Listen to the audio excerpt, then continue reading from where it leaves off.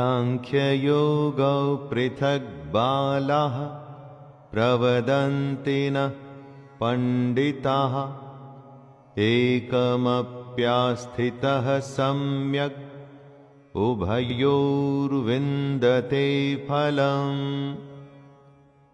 कुछ लोग ऐसा मानते हैं कि सन्यास और कर्म योग से अलग अलग फल मिलता है। कृष्ण ऐसे लोगों को मूर्ख बता रहे हैं।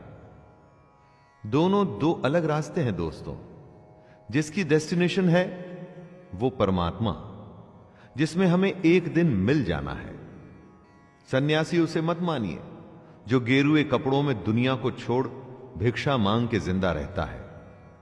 असली सन्यासी वो है जिसने अपनी फीलिंग्स पर विजय पाई है, जो अच्छे और बुरे को एक जैसा समझता है।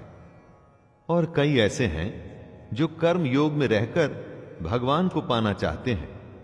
वो भी गलत नहीं है।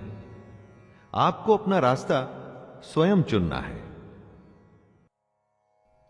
यत् सांख्यैः प्राप्यते स्थानं तद्योगैरपि गम्यते एकं सांख्यं च योगं च यः पश्यति स पश्यति।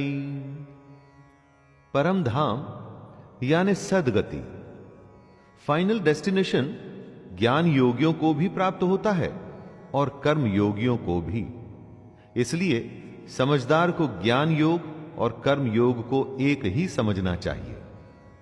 कृष्ण ये बात उनके लिए कह रहे हैं जो जगह जगह ज्ञान दिए फिरते हैं कि हर समय भगवान की पूजा करो, पूजा करो और कोई काम मत करो।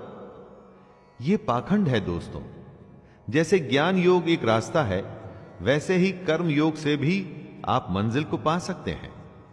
इसमें ध्यान देने की बात यह है कि कृष्ण कभी भी परिवार को छोड़ने की या अपने कर्तव्य को छोड़ने की बात नहीं करते।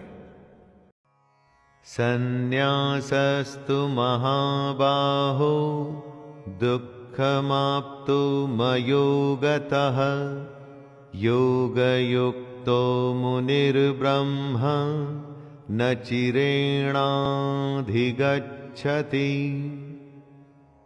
कृष्ण अर्जुन को कर्म योग की अहमियत को समझाते हुए कहते हैं कि सन्यास का अर्थ है अगर ज्ञान योग में भी कर्म योग का सहारा लोगे तभी तुम दुनिया के पचड़ों से ऊपर उठ के और सच्चाई को जान पाओगे। और अगर तुम्हें सच्चाई को जानना है तो अपने आप को कर्तापन यानी कि अहंकार, जैसे कि मैं हूं, मैं ही करता हूं, इसे छोड़ना होगा।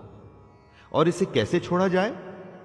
अपनी इंद्रियों को वश में करके, फल की इच्छा को पूरी तरह से त्याग करके, कर्म को करके उसे भगवान को सौंप के अहंकार छोड़ा जा सकता है। अगर आपने ज्ञान योग का सहारा लिया तब भी यह कर्मयोग तो आपको करना ही होगा। तो फिर सीधे कर्मयोग ही क्यों न किया जाए?